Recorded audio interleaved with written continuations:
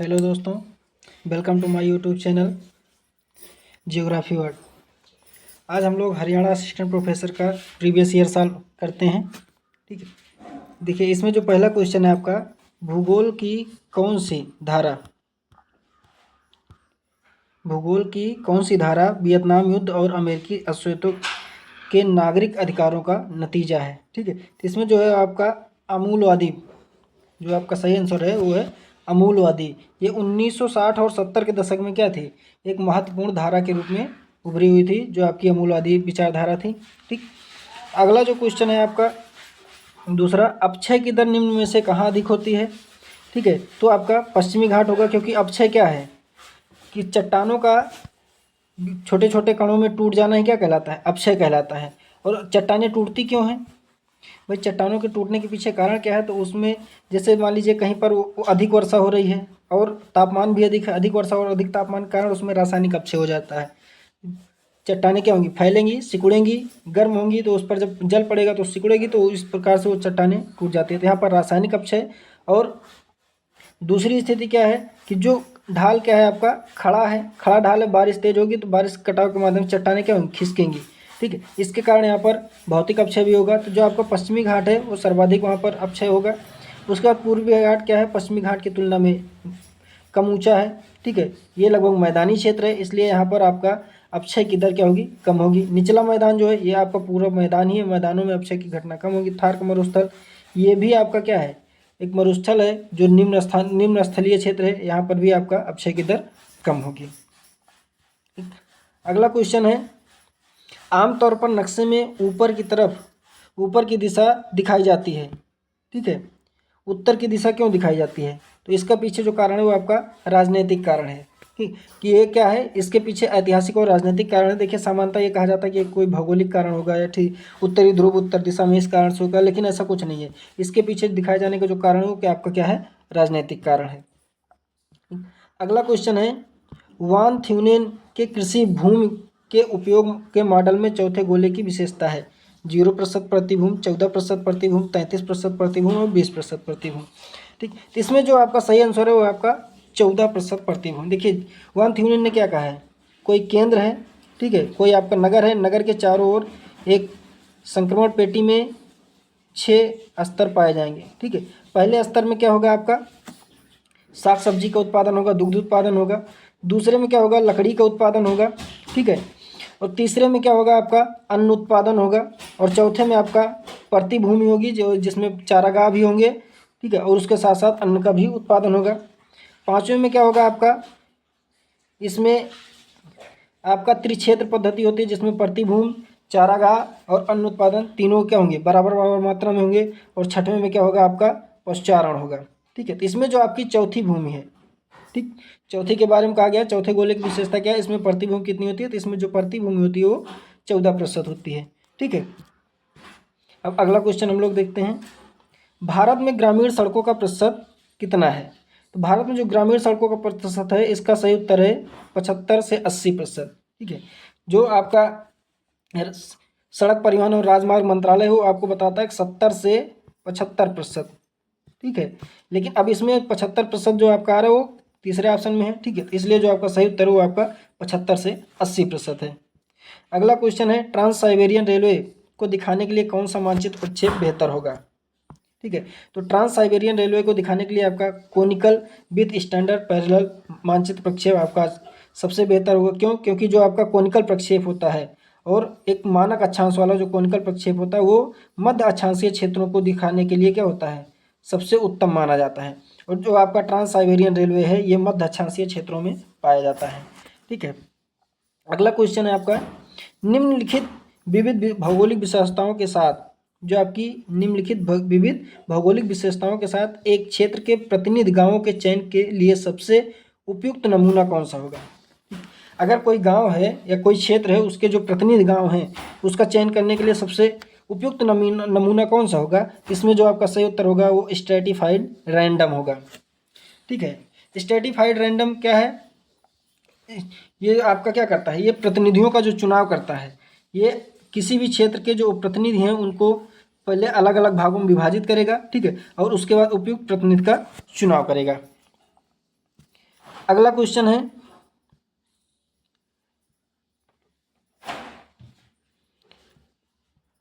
जनसांख्यिकीय संक्रमण मॉडल में कौन सा चरण मृत्यु दर में तेज गिरावट होती है लेकिन जन्म दर उच्च बनी रहती है? ठीक है, तो ऐसा कौन सा मॉडल है जिसमें मृत्यु दर क्या होगी, गिरावट आएगी और जन्म दर उच्च बनी रहेगी? देखिए, आदिम जनसंख्या में क्या, उच्च जन्म दर और उच्च मृत्यु दर, ये जनसांख्यिकीय संक्रमण की पहली अवस्था होती है। ठीक, तो ये क्या हो जाएगा, गलत हो जाएगा। तरुण जनसांख्यिकीय चरण क्या है, ये द्वितीय चरण है। द्वितीय चरण में क्या होता है भाई, यहाँ पर स्वास्थ्य सुविधाओं में आपकी वृद्धि हो जाए, स्वास्थ्य सुविधाओं की वृद्धि के कारण मृत्यु दर क्या हो जाएगी, कम हो जाएगी और जन्म दर आपकी उच्च बनी रहेगी। तो जो आपका सही आंसर होगा वो क्या होगा, दूसरा वाला, तरुण जनसांख्यिकीय चरण, ये जो आपका होगा ये सही उत्तर होगा। बाद में विस्तारित जनसांख्यिकीय चरण, जनसंख्या वृद्धि होगी, प्रौढ़ीय जनसंख्या चरण, ये सब इसके आगे वाले चरण है। लेकिन जो आपका सही आंसर होगा क्या है, तरुण जनसांख्यिकीय चरण। ठीक, अगले क्वेश्चन की ओर बढ़ते हैं। कौन सा प्रमाण, ठीक है, प्लेट टेक्टोनिक सिद्धांत में सहायक नहीं है? जिग्सा फिट, जिसमें आपका दक्षिण अमेरिका और अफ्रीका क्षेत्र ये आपस में एक दूसरे से मिल जाते हैं। ठीक, तो ये प्लेट टेक्टोनिक का क्या है, सहायक है। दूसरा, समुद्र तल प्रसार, आप देखते हैं कि अटलांटिक महासागर के स्थल में वृद्धि हो रही है, उसके तल में प्रसार हो रही है। ठीक है, तो ये भी आपको प्रदर्शित करता है। तीसरा क्या, समान चट्टान प्रणाली। ठीक है, समान चट्टान प्रणाली क्या कहती है कि महासागर के दोनों तटों पर, ठीक है, अटलांटिक महासागर के दोनों तटों पर पाए जाने वाले जो स्थल क्षेत्र हैं उसमें समान समय की समान चट्टानें पाई जाती हैं। ठीक, ये भी आपका सही है। तो इसमें आपका क्या है, समान जल निकास व्यवस्था, ये आपका क्या है, सही उत्तर है कि ठीक है, क्योंकि ये स्थिति क्या करती है, समान जल निकास व्यवस्था के माध्यम से क्या होगा, कहीं पर भी जो आपकी भौगोलिक संरचनाओं का निर्माण होगा। ठीक है, जो आपके अपरदन और निक्षेपण के माध्यम से यहाँ पर इन संरचनाओं का निर्माण होता है। ये किसी भी प्रकार से प्लेट टेक्टोनिक सिद्धांत के बारे में सहायक नहीं है। ठीक है, तो जो आपका सही उत्तर हो सी वाला है, समान जल निकास व्यवस्था। अगला क्वेश्चन हम लोग देखते हैं, अस्थिर बसाव किन लोगों का होता है? ठीक, अस्थिर बसाव का मतलब क्या है, ऐसे बसाव जो आज यहाँ पर है, कल यहाँ पर होंगे, परसों यहाँ पर होंगे। ठीक है, इस प्रकार के बसाव किन लोगों के पाए जाते हैं? किसानों का जो बसाव है, जो किसान है वो क्या करते हैं भाई, किसान जहाँ पर अपना बसाव कर लेते हैं वहीं पर कर लेते हैं, आसपास उनके खेत होते हैं और यहीं पर ये परमानेंट बसाव करते हैं। तो पहला वाला क्वेश्चन क्या हो गया आपका, पहला वाला जो ऑप्शन है ये इसके हिसाब से क्या है, गलत है। दूसरा वाला क्या है, पशु फार्म में काम करने वाले, जो पशु फार्म है, देखिए पशुओं को दो तरह से है, एक पशु फार्म है, एक आपका सामान्य पशुचारण है। ठीक, तो जो पशु फार्म वाले हैं वो पशु एक ही स्थान पर रहते हैं, उनको एक स्थान से दूसरे स्थान पर स्थानांतरित नहीं किया जाता। और जब ये पशु एक स्थान पर, तो इसमें काम करने वाले लोग भी क्या होंगे, एक ही स्थान पर होंगे। ठीक है, तो इसलिए ये भी क्या हो गया आपका, गलत हो गया। फिर आपका अगला है खान में काम करने वाले। खानें जो होती हैं, ऐसा नहीं है खान हमेशा बदलती रहती है, खान जो होगी अस्थायी होगी। ठीक, जब खान अस्थायी है तो उसमें काम करने वाले लोग भी अस्थायी होंगे, तो ये भी क्या है, गलत है। अगला क्या है, पशुचारी देहातियों का। जो आपके पशुचारी देहाती हैं, केवल उनका पशुचारण का काम है, तो कभी आज यहाँ पर चरा रहे हैं तो कल यहाँ पर, परसों यहाँ पर। ठीक है, तो अपने पशुओं के साथ घुमंतु जीवन व्यतीत करते रहते हैं, इसलिए इनका जो आवास होगा वो क्या होगा, आपका अस्थिर आवास होगा। तो सही उत्तर आपका कौन सा है, डी। ठीक, अगला क्वेश्चन हम लोग देखते हैं, जनसंख्या वितरण दिखाने के लिए सबसे अच्छा मानचित्र कौन सा है? ठीक है, तो जनसंख्या वितरण दिखाने के लिए सबसे अच्छा मानचित्र आपका डाट मानचित्र माना जाता है। क्यों? क्योंकि डाट मानचित्र में क्या होता है, जो आपके डाट बनाए जाते हैं वो एक निश्चित संख्या के माध्यम से बनाए जाते हैं। ठीक है, कि एक डाट के माध्यम से कितनी जनसंख्या को प्रदर्शित किया जाएगा। अब मान लीजिए ये पूरा आपका क्षेत्र है, यहाँ पर मान लीजिए हमने ये डाट आपके अलग अलग किए, यदि डाट क्या होगा, बड़ा होगा तो उसकी जनसंख्या बड़ी होगी, डाट छोटे होंगे जनसंख्या छोटी। अब इन और डाट विधि में यह है कि हर डाट एक समान आकृति का होगा, अर्थात वो एक डाट एक निश्चित जनसंख्या को प्रदर्शित करेगा और वो निश्चित जनसंख्या क्या करेगी, आपको ये दर्शाएगी। और वहाँ पर डाट की सघनता, ठीक है, वो कितने सघन है और कितने विरल हैं। जैसे इस वाले क्षेत्र में देखिए यहाँ पर सघन है और यहाँ पर क्या है, आपके विरल हैं। तो यहाँ पर जनसंख्या घनत्व अधिक है, यहाँ पर जनसंख्या घनत्व क्या होगा, कम होगा। तो डाट मानचित्र के माध्यम से किसी भी क्षेत्र की जनसंख्या कितनी है और उसका घनत्व कितना है, दोनों प्रदर्शित किए जा सकते हैं। इस प्रकार जनसंख्या वितरण दिखाने के लिए सबसे अच्छा मानचित्र आपका कौन सा होगा, डाट मानचित्र।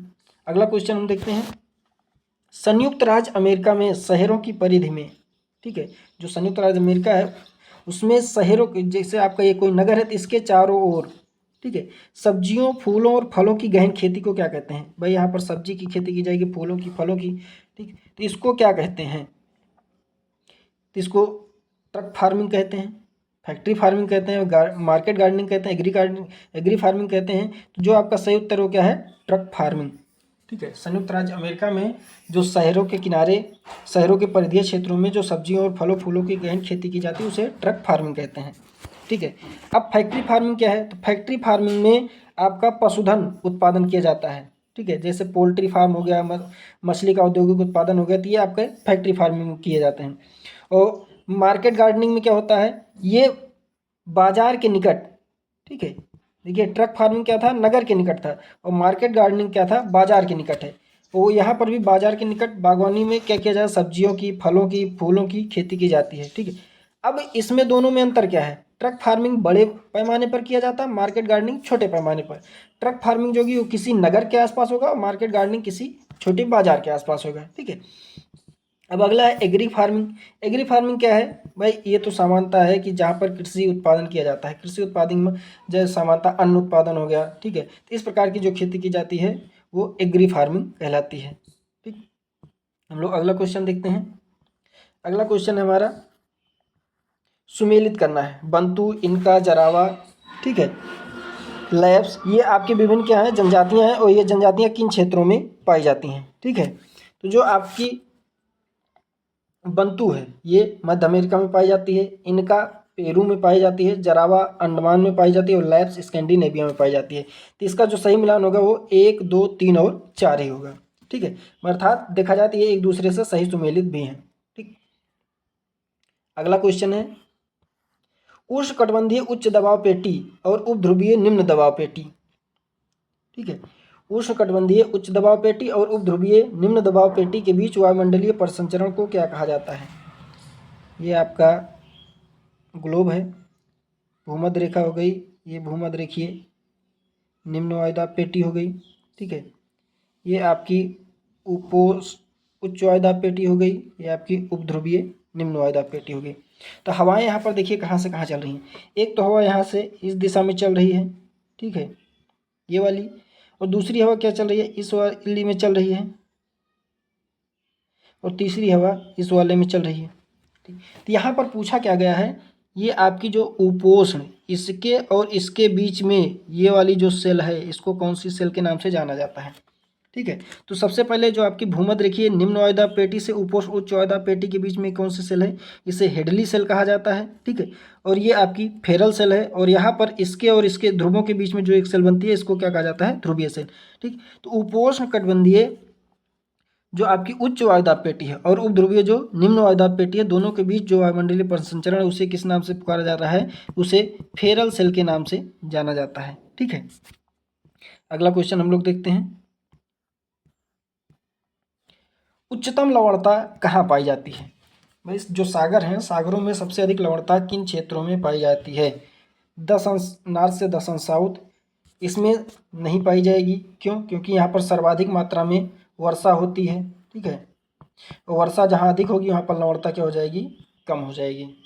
फिर आता है 10 अंश उत्तर से 15 अंश, 10 अंश से 15 अंश उत्तर के बीच, यहाँ पर भी नहीं पाई जाएगी। क्यों? क्योंकि यहाँ पर भी वर्षा की मात्रा अधिक होती है। फिर 15 से 20 अंश उत्तर के बीच की स्थिति है, यहाँ पर भी वर्षा की मात्रा अधिक पाई जा रही है, ठीक है। इन क्षेत्रों में वर्षा की मात्रा अधिक पाई जा रही है अपेक्षया किसके? वाष्पीकरण जितना हो रहा है, वाष्पीकरण से ज़्यादा, जितना वाष्पीकरण हो उतना वर्षा भी हो रही है, इसलिए यहाँ पर जो लवणता है वो कम पाई जा रही है, ठीक है। अब बात की जाए 20 अंश से 25 अंश उत्तर के बीच, ये जो आपका क्षेत्र, इसमें सर्वाधिक लवणता पाई जाएगी, ठीक है। क्योंकि लवणता आपकी किस पर डिपेंड कर रही है? वाष्पन पर और वर्षा पर, ठीक है। इन दो चीज़ों पर जो आपकी लवणता है वो डिपेंड करती है। इस क्षेत्रों में क्या है? वाष्पन अधिक हो रहा है लेकिन वर्षा की मात्रा क्या है? कम है। वर्षा की मात्रा कम है, वाष्पन अधिक है, इसलिए यहाँ पर लवणता की मात्रा अधिक है। तो ये उच्चतम लवणता जो पाई जाएगी वो आपकी कहाँ पाई जाएगी? तो आपकी 20 अंश से 25 अंश उत्तर के बीच में पाई जाएगी। अगला क्वेश्चन है, कौन सा भूमिबद्ध देश नहीं है? भूमिबद्ध देश का मतलब है ऐसा कौन सा देश है जो लैंडलॉक नहीं है, ठीक। इथोपिया ये भी आपका लैंडलॉक है, जाम्बिया ये भी लैंडलॉक है, युगांडा ये भी लैंडलॉक है, लेकिन ये सूडान जो है ये आपका सही उत्तर, ये लैंडलॉक नहीं है। इसके एक तट पर लाल सागर, ठीक है, लाल सागर से इसका एक तट जाकर मिल जाता है, ठीक, इसलिए ये लैंडलॉक नहीं है। अगला क्वेश्चन, संयुक्त राष्ट्र महासभा ने किस वर्ष को अंतर्राष्ट्रीय चावल वर्ष के रूप में घोषित किया है?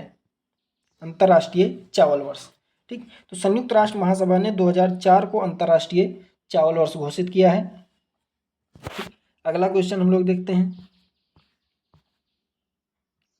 ठीक है, मिलान करना है।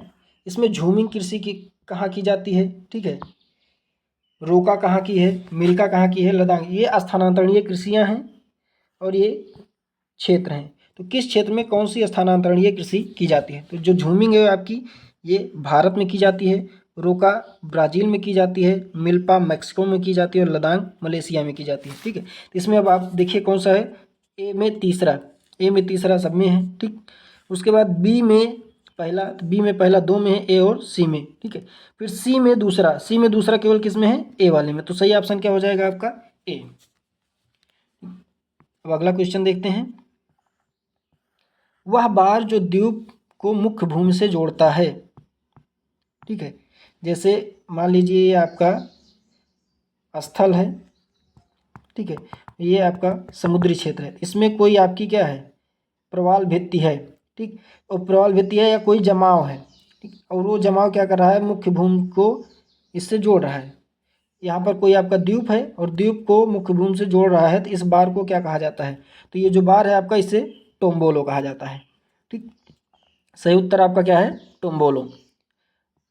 अगला क्वेश्चन देखते हैं, दो ज्वारों के बीच का समय अंतर, ठीक है, तो जो आपके दो ज्वार आते हैं उनके बीच का समय अंतर क्या है, 12 घंटे, ये गलत है। 12 घंटे 56 मिनट, ये भी गलत है। 12 घंटे 24 मिनट, ये भी गलत है। सही उत्तर क्या है आपका, 12 घंटे 26 मिनट, ठीक है।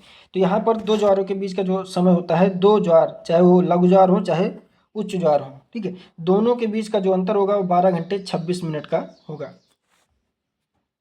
अगला क्वेश्चन देखते हैं, एक फ्रांसीसी वास्तुकार ली कार्बूसियर ने कौन सा शहर डिजाइन किया, ठीक है, तो बेंगलोर इसको नहीं डिजाइन किया है, कोलकाता इसको नहीं डिजाइन किया है, चेन्नई इसको नहीं डिजाइन किया है, बचा क्या आपका, चंडीगढ़, ठीक है। तो चंडीगढ़ ऐसा शहर है जिसका जो डिजाइन किया गया है वो किसके द्वारा, ली कार्बूसियर के द्वारा, ठीक। अगला क्वेश्चन, निम्नलिखित में से किस महाद्वीप में जनसंख्या वृद्धि सबसे अधिक है, ठीक है, अब बताइए जनसंख्या वृद्धि किस महाद्वीप में सबसे अधिक है, या किस महाद्वीप में जनसंख्या वृद्धि सबसे अधिक होगी।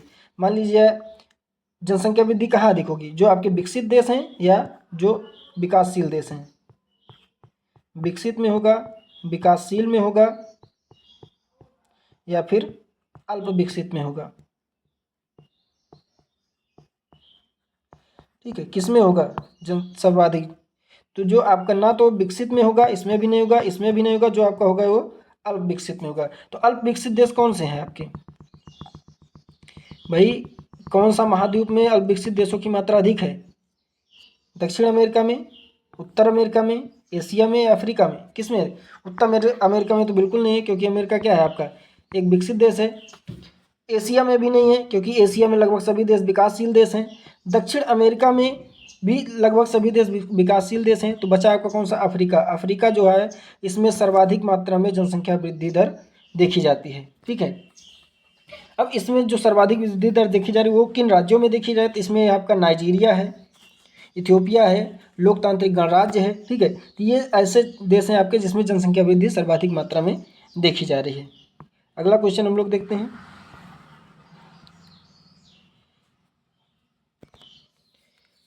Similar location leads to similar mode, ठीक है, ये किसका कथन है, similar location leads to similar mode of life, अर्थात जो समान स्थान है, समान स्थान समान जीवन शैली, ये किसका कथन है, ठीक। तो ये जो आपका कथन है ये ना तो आपका विदाल डी लाप्लास का है, ना ही लुसियन फैब्रे का है, ना ही चर्चिल सेम्पोल का है। ठीक है, इनमें से किसी ने, ये जो आपका कथन है वो आपका रेटजेल का है। ठीक है, यहाँ पर देखिए हिंदी में थोड़ा सा गलत लिखा है, इंग्लिश में देखेंगे तो यहाँ आपका रेटजेल लिखा हुआ है, यहाँ पर रजल लिखा हुआ है। ठीक है, तो ये जो आपका सही उत्तर हो रेटजेल। रेटजेल ने कहा था कि समान स्थान समान जीवन स्थिति को प्रदर्शित करता है। ठीक, तो आज का वीडियो हम लोग यहीं समाप्त करते हैं। इसके अगले भाग में हम लोग देखेंगे अगले वीडियो में। धन्यवाद।